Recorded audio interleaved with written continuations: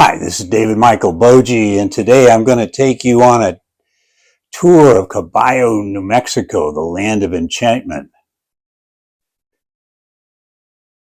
I'm going to do something a little different today.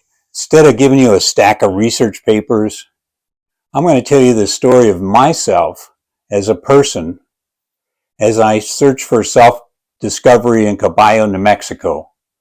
This is not a typical self-help journey or a bunch of academic theories. It's about identity, finding your true self. This is like reading my journal. I'm letting you read it. You're along for the ride as we head for Caballo, New Mexico. Dramatic mountains I'm looking at. The Rio Grande, Lake Caballo Reservoir right outside here. Now I'm an expert in the world of storytelling. I'm world renowned. I'll be a little egoistic here. But I want to look at the relation of true self and storytelling and our fake storytelling molded by what society expects of us, the pressures we're under to conform in a corporation or in a family, in a society. I want to connect my personal struggle to my own academic work, to Aunti narratives, A-N-T-E. It's the Aunti narrative storytelling processes. For example, making bets on the future. We tell stories to ourselves about the future that is arriving, and that affects the outcome. It's what we hope for. It's what we assume about the future arriving. To understand this better, I identified 7 anti-narrative storytelling processes. I call them ASPs. I use these to figure out my own journey of self-discovery, finding my true self. Each of them is a lens you can understand of your own storytelling self, here and now. Let's start with the first ASP. It's called the beneath. I'm talking about going past the superficial ways you have of understanding what's going on and looking for a deeper connection, grounding in nature. It's not what we think we know. It's connecting to something bigger than ourselves. So it's not just human-centric. I'm looking in awe at the Caballo Mountains, and I'm feeling this big. Next up, we have the before. This is all about understanding histories and how there are many histories, and there's billions of years of story embedded in the land here, in the mountains, in the river, in the lake. We can use this knowledge of histories to understand our situation. ASP is all about being intentional about these befores, our histories, the traumas we've had, but the little wow experience that we've had, little wow moments that we can pull out. It's not just blindly hoping for the future or blindly accepting your past. It's restoring it. Now, besides the beneath, the before, and our bets on the future, there is being in what I call SpaceTime Mattering, not just me, but Karen Barad and many others. It's the inseparability of time and space and mattering. Mattering is active in being. There's no stuckness in being. It's not static. The forces are moving in space-time mattering, realizing what's happening in the world. And we're part of what's happening. We're in being of the space-time mattering. This being emphasizes that we're not fixed in our story. We're constantly changing and evolving. And this brings us into the ASP of becoming. We're always becoming new. There's emergence. Now, between, we look at how we're between not just our own true story self, but it's between all these other who's, as I call them, the who of who you are in a family, who you are in a corporation, who you are in the ecosystem you're a part of, right? Who you are egotistically is not your true self. That's your pride and anger coming through. There's a lot of expectations of these four who's on the true self. How do you find our true self? Now, this is our final ASP, the beyond. Takes us into spirituality, finding meaning and purpose in the beyond, in the spiritual. Whatever your spiritual practice is. I practice Jainism. I was a Catholic. I was in evangelical movement. But I want to look at philosophy where there's a spiritual self that's beyond all these societal expectations. My Jain name, given to me by Gurudev Shichabanarji, is Arihanta, a conqueror of inner enemies. And he told me, Boje, you have no inner enemies. You're friends with everybody. That's what you're to do. So these 7 anti-narrative processes are a roadmap to guide you on the quest for your true self. And I'm sharing with you my quest for my true self. I'm no different than you are. I feel this disconnect between the beauty of nature and the consumer culture. I'm describing the campers around here that come here with their RVs and their off-road vehicles and their fancy trucks, you know, their motorcycles. I was a motorcycle driver. I'm guilty as charged. But it's not approaching the place, the land, the billions of years of the land history, the mountains, the river, with this notion of nature, of enchantment. How do we bridge that gap between our search for true self in enchantment of nature and our consumer selves, this material culture that we're in? I see a disconnect between how we are in the world in consumer culture versus the true storytelling, a book that I co-wrote with Jens Larsen and Lena Brun, 2021. It's all about presenting a more nuanced view, a more authentic view of what's true. There's not just one way to tell a story. There's not just one truth. There are many ways, many perspectives, like the blind man and the elephant. We're not about controlling the narrative. You're thinking of corporate narratives or media narratives. I'm talking about how we can attain authenticity in our true storytelling. How we can get out of the world of the fake, because we have to be fake. We have to fake it in a family gathering. We can't go pontificating about our vegetarianism. We have to fake it in a corporation that expects us to put our brain parked at the door. Now, let's look at quantum storytelling. This is a big deal, and we have a conference, our 14th year running here in Las Cruces, New Mexico. I'm up in Caballo now, but also in Las Cruces we're going to be. Quantum physics talks about observing things, the observer effects that collapses the waves, the frequency energy waves in our world into a particular direction. Now, I'm not saying you control that direction. I'm just saying as an observer, you affect change happening in the storytelling world because everything is interdependent. One of our keynote speakers, Leroy Little Bears, and other people that are working in quantum storytelling, look at quantum physics and all that relationships. It's kind of like the butterfly effect.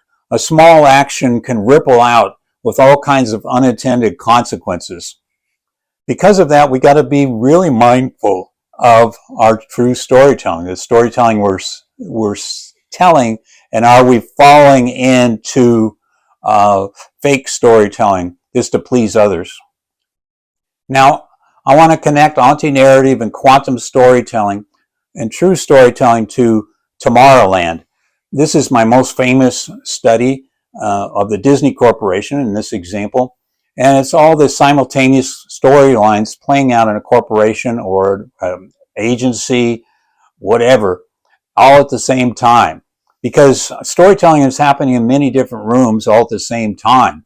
And you can only be in one room at a time. It's like that going to a mansion where they're doing the whodunit thing and the audience splits up and goes to different rooms with the actors. But you can only be in one room at a time.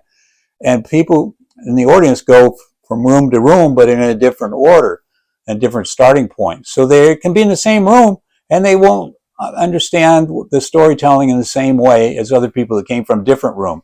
I used Tomorrowland to make sense of this quest over my own true self. I am challenging you to look at your own lives. This way I'm looking at my life through these different lenses of the true storytelling, the Aunti narrative processes, the quantum storytelling, and the Tomorrowland. I've learned not to be afraid to be vulnerable, so I'm sharing my insights. I'm a stage 4 cancer victim. I don't act like a victim. I went and got radiation therapy, and I got it down from a over 10 stage 4 cancer to now barely readable at 1.0. So we are on a quest for discovering these answers to the questions of life.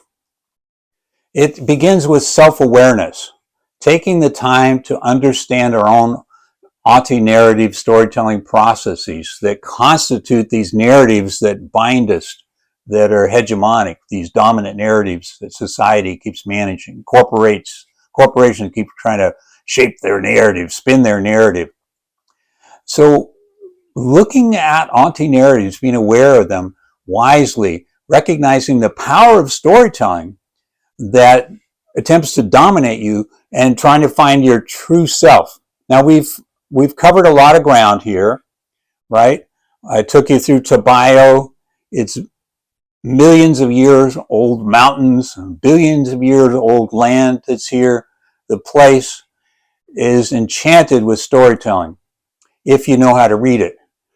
And we looked at true storytelling, the true self, the Tomorrowland. Now I want to get more practical. I'm not just presenting these notions of storytelling.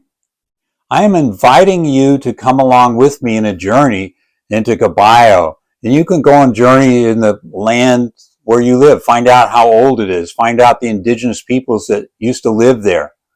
There's an Apache tribe that used to be here, and I'm trying to find out more about them.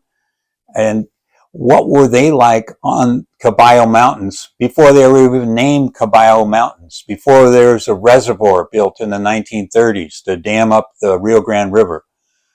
I want to understand how these deeply personal stories affect you and let you find your own enchantment in the place that you live. I am still learning. I'm still growing with these ideas. I don't have it all figured out. I'm 77 in December coming up, and I love the Indigenous Ways of Knowing, but I didn't grow up Indigenous. My mother's side, my family's side, the ancestors married Indigenous women, and they were exiled by the family. Their names written out of the Bible. In the 1920s, 30s, 40s, deep prejudice in the United States, following the long years of genocide. But I want to learn from Indigenous ways of knowing, even though I'm raised in Western ways of knowing.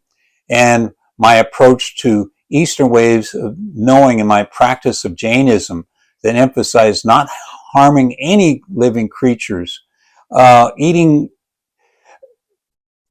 as a vegetarian because I want to respect animals, eating plants. I know they're alive, but they don't have as many senses. They have senses, but not as many as animals. Every choice we make, even the small ones about what we eat, have an impact. I don't shy away from the tough stuff in my academic work. I'm living out here in a rural area. I got a mobile home I fixed up, had a leaky roof, had to put in new flooring, had to paint all the walls. Electricians are out here putting in a new electric pole. I'm living in this Western consumer culture, okay? But I'm out here amidst some of the most beautiful mountains in the world. A river, the Rio Grande, runs through it. And I want to understand the place I am in and the indigenous people that were here. And I'm drawn to these anti-narrative processes and going beneath my Western way of knowing, going into the before of the deep history of the place, right? Making my bets on the future. Getting into the SpaceTime Mattering, that change that's happening in being, and the becoming, those sudden emergences. the between all the who's. That's where the good stuff happens, because that's where I have to sort out my true self, given the corporate self that people want me to be, the family self my relatives want me to be. I have to figure out my true self, and I'm leaning toward a more ecological self, right? And the beyond, I'm sorting out my own spiritual journey from Catholic, evangelical, into Jainism, and this notion of spiritual ecology that Gregory Kahete, the famous indigenous scholar, writes about. It's a process of finding my true self through self-discovery, through exploring nature here in Caballo, New Mexico. Your true self is not handed to you. It's a quest. It's a journey. It's recognizing that we all have a true self and can do true storytelling once we find it, and once we know what it's not, and choosing not to be in the land of the fake. How do we actually start to apply these ideas in your life? It starts with step one, awareness. It starts with going beneath the surface narratives. It starts with what dominant narratives are driving your life to be fake in a consumerist culture of Western ways of knowing, European ways of knowing, Western, USA ways of knowing, Australia ways, all those westernized ways of knowing. That form of capitalism affects our lives and affects the meaning by which we connect or don't connect to the land around it as spiritual ecology, right? As life that's part of our life. The animals, the plants are part of our life. Don't be afraid to embrace your own true story, your true self, in between all the who's of the roles you play in corporations and families and your own ego. Got to get your ego out of the way to do true storytelling. How do we do that? That's a powerful question to ask yourself.